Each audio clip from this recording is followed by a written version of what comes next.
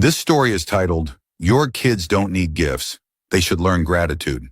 My dad said as my brother's boys tore into their new phones, headphones, and designer sneakers. Mom smiled, "You always overreact." I said nothing. That night, I removed my card from every bill they used and closed the shared account. By morning, Mom was panicking. "Hey everyone, before we jump into today's video, I need your help. We've noticed the channel is losing some traction, and subscribing is one of the best ways you can support us. It's quick, and it helps us keep bringing you awesome content. Your support means the world. Let's keep this channel growing together. Thanks so much. Now let's start the video.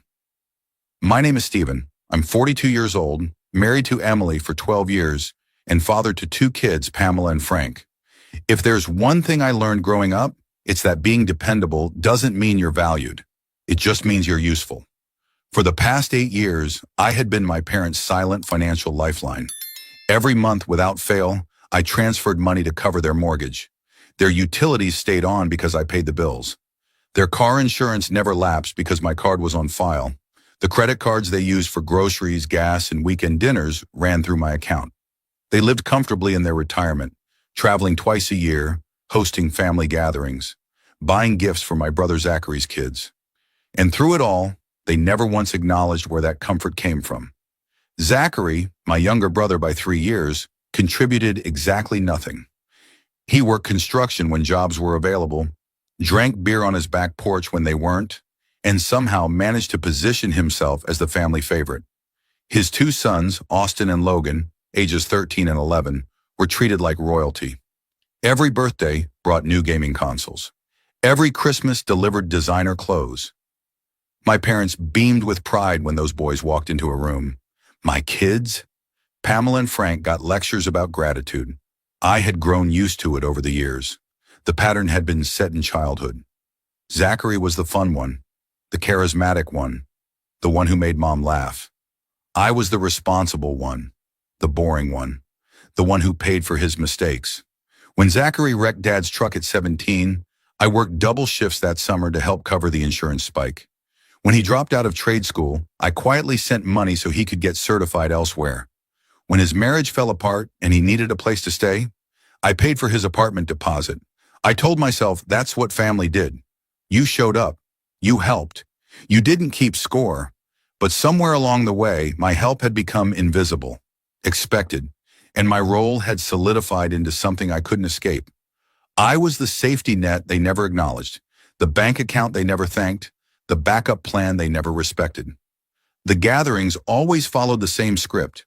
We'd arrive at my parents' house with modest gifts for the boys, something practical like books or educational games.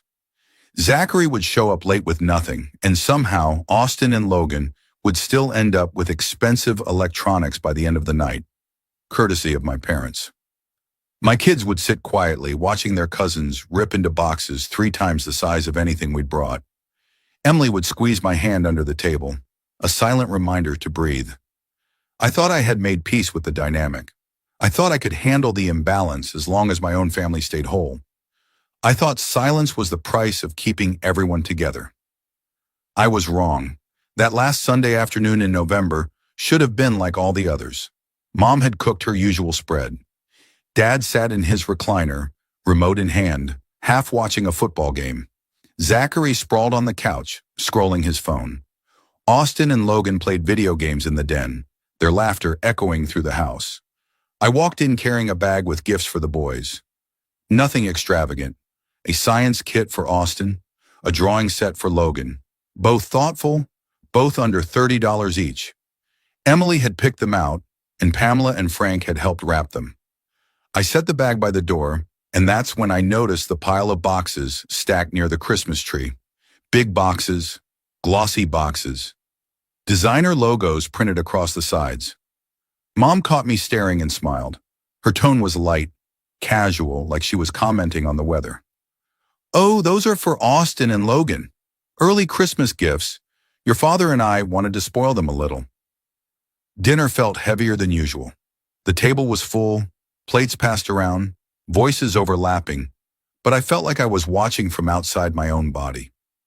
Austin and Logan sat across from Pamela and Frank, barely looking up from their new phones. The boxes had been opened an hour earlier. 2 brand new smartphones, high-end wireless headphones, designer sneakers that cost more than my monthly grocery bill. My kids sat with their hands folded, polite and quiet, the way Emily and I had taught them. Pamela, my 10-year-old daughter, glanced at me once with a question in her eyes. I shook my head slightly. Not now. Zachary leaned back in his chair, grinning. Mom, Dad, you really outdid yourselves. The boys are pumped, Dad chuckled. They're good kids. They deserve it. I set my fork down carefully. The words came out before I could stop them. I brought gifts for them too. They're by the door. Mom looked up, her expression soft but confused. Oh, Stephen, that's sweet, but you really didn't have to. I wanted to, I said quietly. They're educational. Thought the boys might enjoy them. Zachary snorted. Educational. That's very you, Stephen. I ignored him. My eyes stayed on my parents. I also got Pamela and Frank a few things. Nothing big, but I wanted them to feel included. Dad glanced at me over his glasses. His tone shifted, just slightly, into something firmer, something dismissive. Your kids don't need gifts, Stephen. They should learn gratitude. The room went still. Emily's hand found mine under the table again, tighter this time. Pamela looked down at her plate. Frank stared at his lap. I felt heat rise in my chest, but I kept my voice calm. What does that mean? Mom jumped in quickly, her voice sweet, soothing. He just means that kids today get too much, Stephen. You know how it is.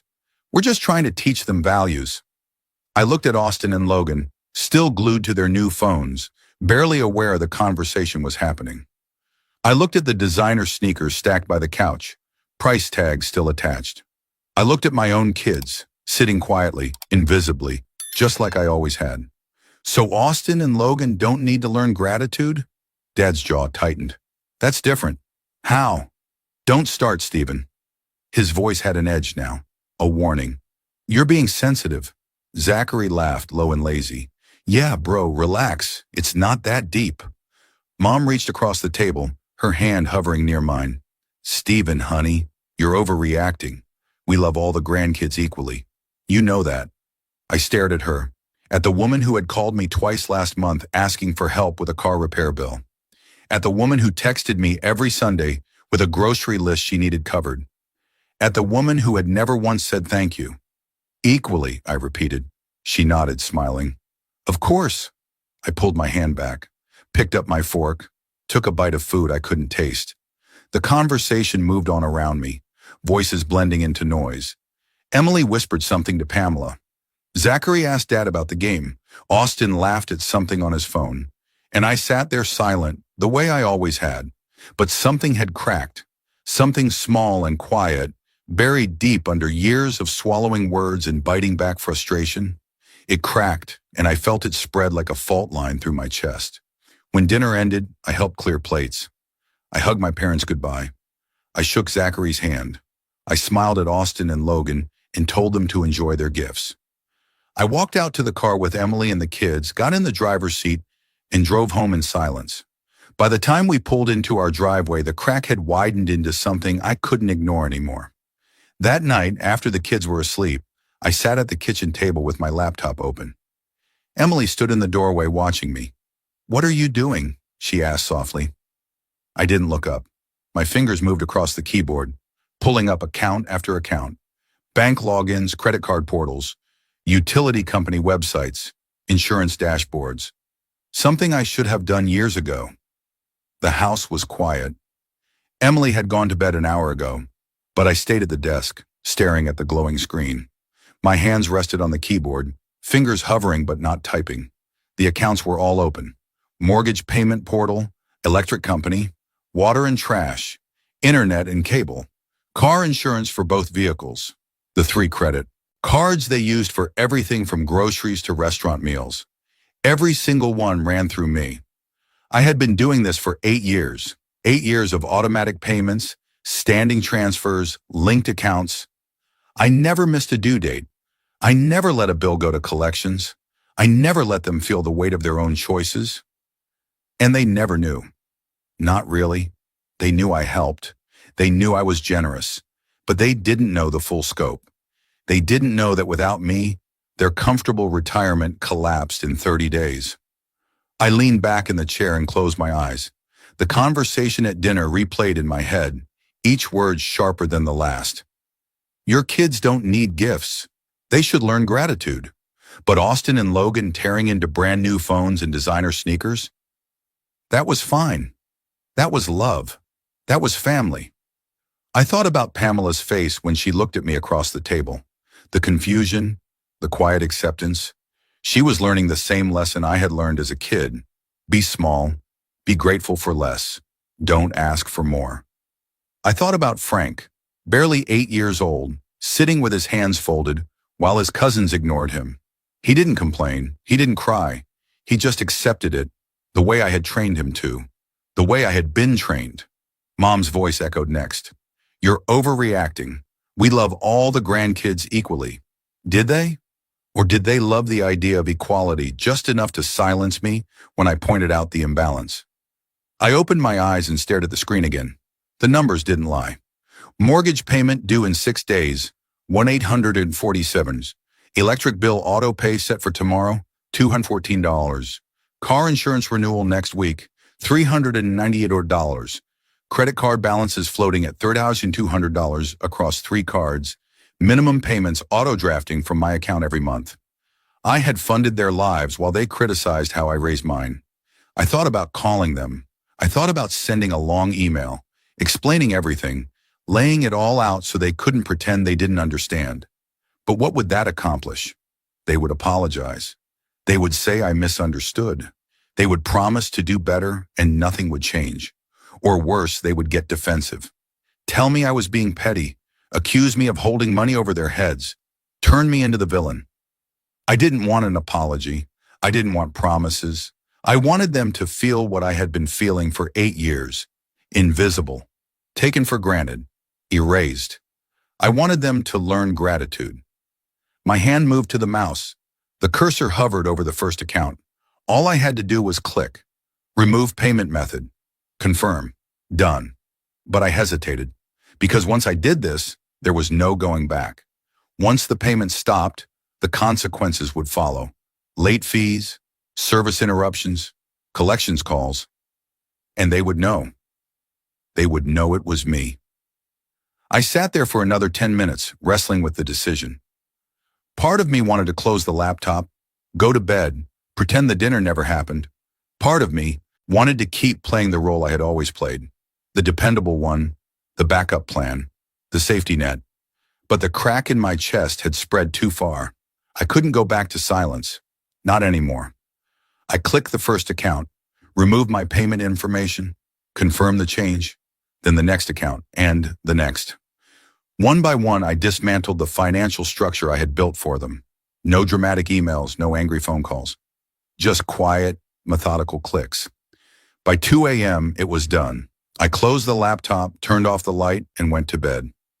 3 days passed in silence. I went to work, came home, ate dinner with Emily and the kids. We didn't talk about Sunday. We didn't talk about my parents. Life moved forward like it always did, steady and predictable. But I kept my phone close, waiting.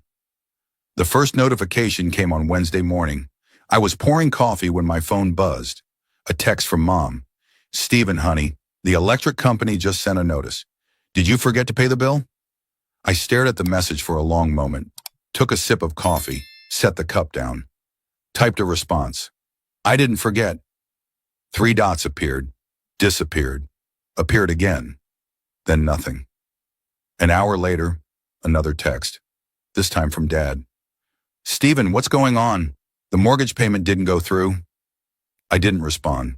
By Thursday afternoon, my phone had 6 missed calls, 2 voicemails, 8 text messages, all from my parents. The tone shifted from confused to concerned to frustrated. Stephen, call me back. This isn't funny. We need to talk about the accounts. Why are you doing this? I deleted the voicemails without listening. I read the text but didn't reply. At work, I kept my phone on silent. At home, I kept it in my pocket. Emily noticed but didn't push. She knew I was working through something. She trusted me to tell her when I was ready. Friday morning, a new message appeared. This one was longer, more desperate. Stephen, please. I don't understand what's happening. The insurance company called. The car payment bounced. The credit card company is asking for a new payment method. Did we do something wrong? Please talk to us. I read it twice. Then I set the phone face down on the counter and got ready for work. That evening, Zachary called. I let it go to voicemail. He called again. I ignored it. On the third attempt, I answered. What, Zachary? Dude, what the hell is going on? Mom is freaking out. I kept my voice flat. I'm sure she is. She says you're not answering. Something about bills not getting paid. That's right. A pause, then a laugh, sharp and disbelieving. You're seriously cutting them off? Over what, a dinner argument? Over 8 years, I said quietly. But you wouldn't know about that. Man, come on, they're old. They need help. They have help. They have you. I can't cover all that. Then I guess they'll figure it out. Stephen, this is messed up. Yeah, I said, it is. I hung up before he could respond. By Saturday, the calls had stopped. The texts had slowed. I imagined them sitting in their living room, staring at a pile of bills, trying to calculate how much they actually owed, trying to figure out how long they had before services started shutting off. I didn't feel guilty.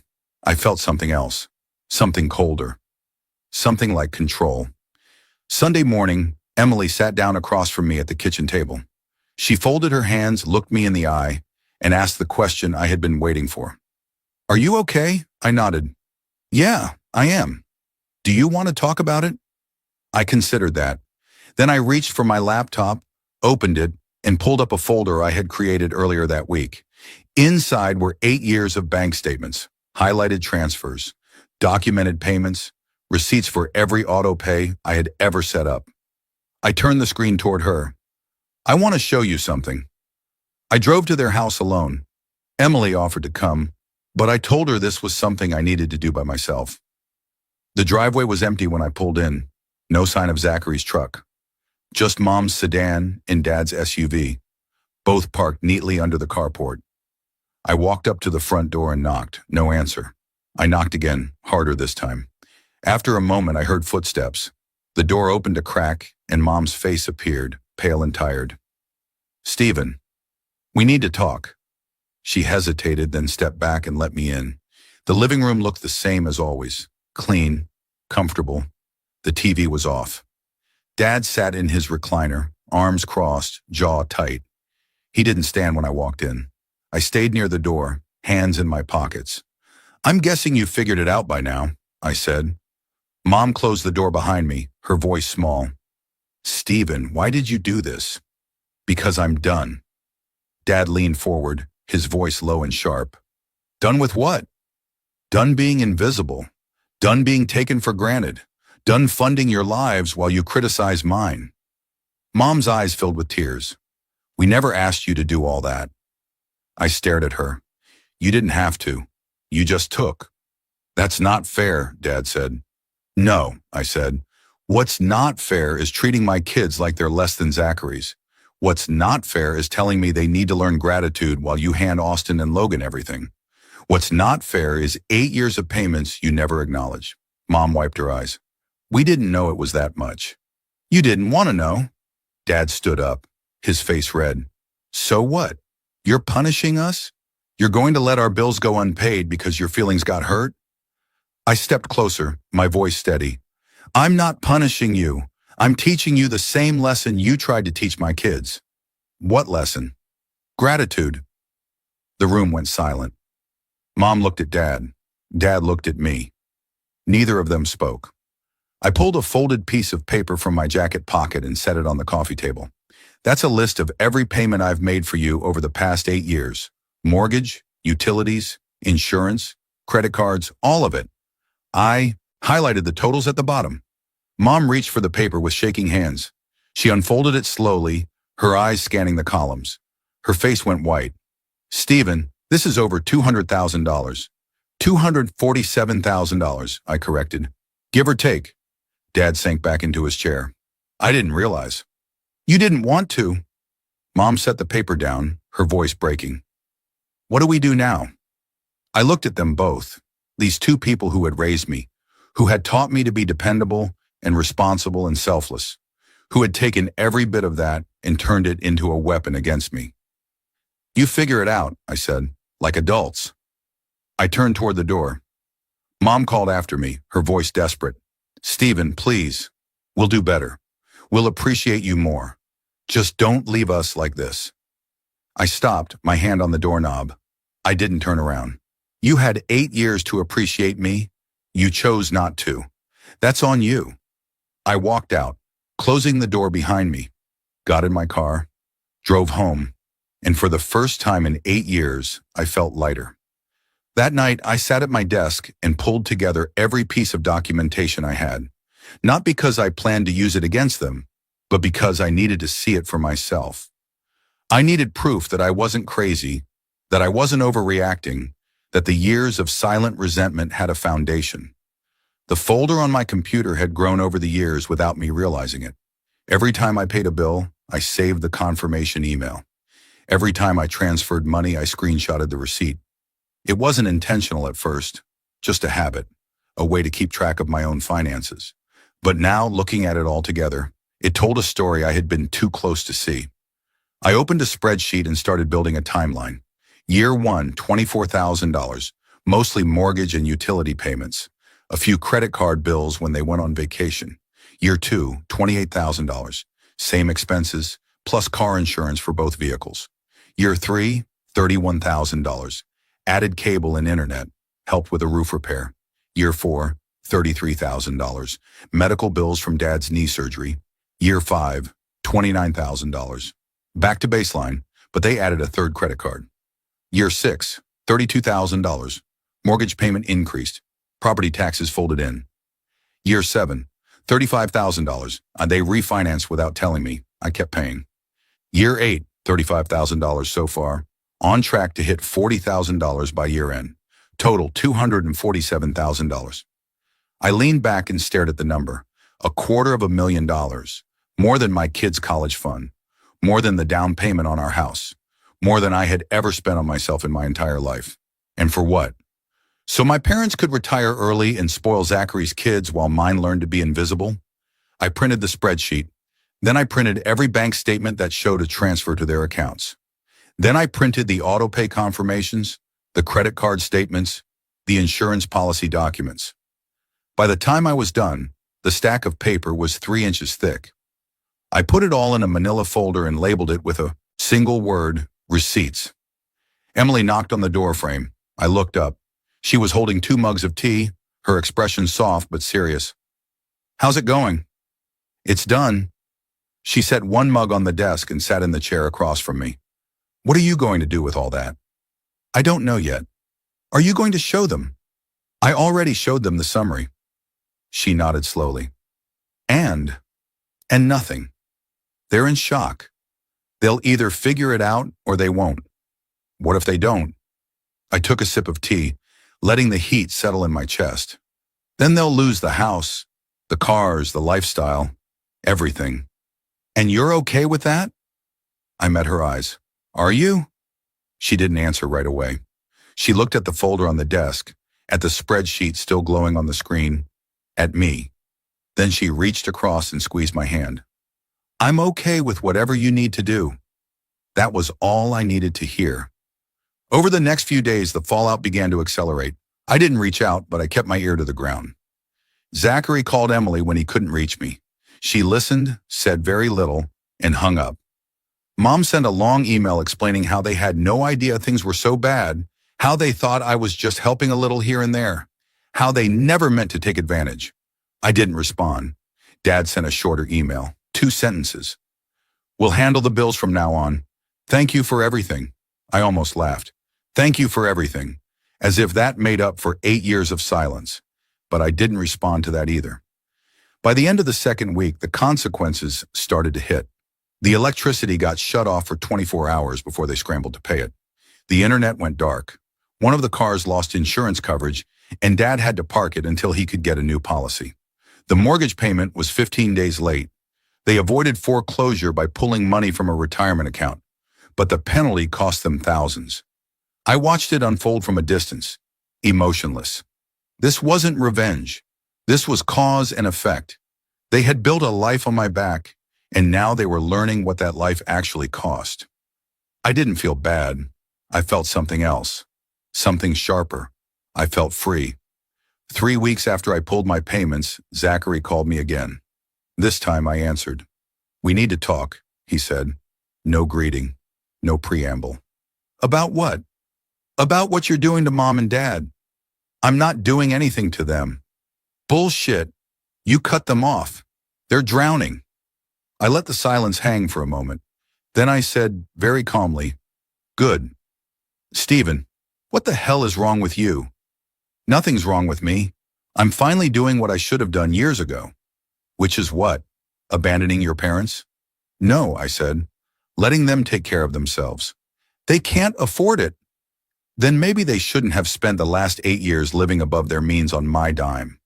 Zachary's voice rose. "You never said anything. You never told them it was too much." "I shouldn't have had to." He sputtered for a second, then changed tactics. "Look, I get it. You're pissed about the dinner thing. But this is extreme, man. They're about to lose the house. They refinanced 2 years ago. They have equity.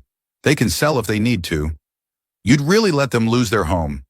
I'd really let them face the consequences of their choices." He swore under his breath. "You know what? Fine. If you won't help, I will." "Great," I said. "Start with the $147 mortgage payment due next week." The line went quiet. "I don't have that kind of money right now." "Then I guess we're in the same boat." "Stephen, stop calling me unless you're ready to write a check, Zachary." I hung up.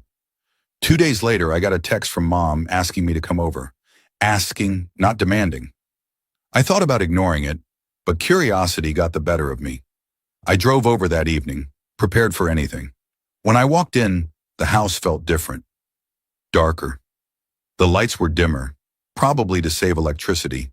The air smelled stale, like windows that hadn't been opened in days. Mom sat on the couch, Dad beside her. Zachary stood near the fireplace, arms crossed. No one spoke when I entered. I stayed near the door, waiting. Finally, Dad cleared his throat. "We've been talking." "Okay. We know we messed up." I didn't respond. Mom's voice was soft, pleading. "Stephen, we didn't realize how much you were doing. We didn't realize how much it cost. We should have paid more attention. We should have said thank you." "You should have," I agreed. Zachary shifted his weight. "So what now? You just walk away? Leave them to figure it out alone?" I looked at him, really looked at him, at the man who had coasted through life while I carried the weight, at the brother who had never once offered to help, at the son who was adored without earning it.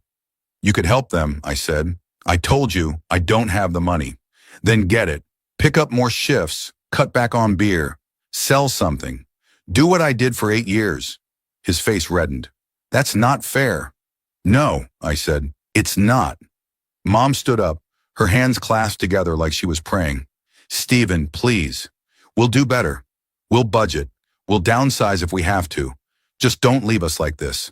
I took a step forward, my voice quiet but firm. "I'm not leaving you. I'm letting you stand on your own." "We can't," she whispered. "Yes, you can. You just don't want to." Dad stood too, his jaw tight. "What do you want from us, Stephen? An apology? You have it. Gratitude? Fine, thank you. Is that enough?" I stared at him, at the man who had taught me to work hard, to be responsible, to put family first, the man who had turned all those lessons into chains. "No," I said, "it's not." "Then what?" His voice cracked. "What do you want?" I pulled the folder from my jacket and set it on the coffee table. The same folder I had shown Emily. The same receipts, statements, and totals. "I want you to understand what you took from me." Mom opened the folder with trembling hands. Zachary moved closer, reading over her shoulder. I watched their faces change as they flipped through the pages. Shock, disbelief, shame. When they finished, no one spoke. I turned toward the door. "I paid for 8 years of your lives, now you get to pay for the rest." "Stephen," Mom called after me, her voice breaking. "Please don't go." I stopped at the door, my hand on the knob. "You told me my kids needed to learn gratitude. Maybe it's time you learned it too. I walked out, got in my car, drove home, and I didn't look back. 6 months passed. I didn't hear from my parents for the first 3. No calls, no texts, no holiday greetings. Zachary tried to reach out once, a half-hearted message about keeping the peace, but I didn't respond. I had said everything I needed to say. Emily told me she heard through a cousin that they had sold the house, downsized to a small condo across town. The cars were gone too, replaced by a single-use sedan. The credit cards were paid off with what was left after the move. They were managing barely on Social Security and Dad's pension. No more vacations. No more lavish gifts for Austin and Logan. No more comfortable retirement funded by someone else's sacrifice. I didn't feel sorry for them. I didn't feel vindicated either. I just felt done. Pamela asked me once why we didn't see Grandma and Grandpa anymore. I told her the truth in a way she could understand. Sometimes people need space to figure things out. Will they figure it out? Maybe, maybe not. She thought about that, then nodded and went back to her homework. She didn't ask again. Frank was younger, less aware.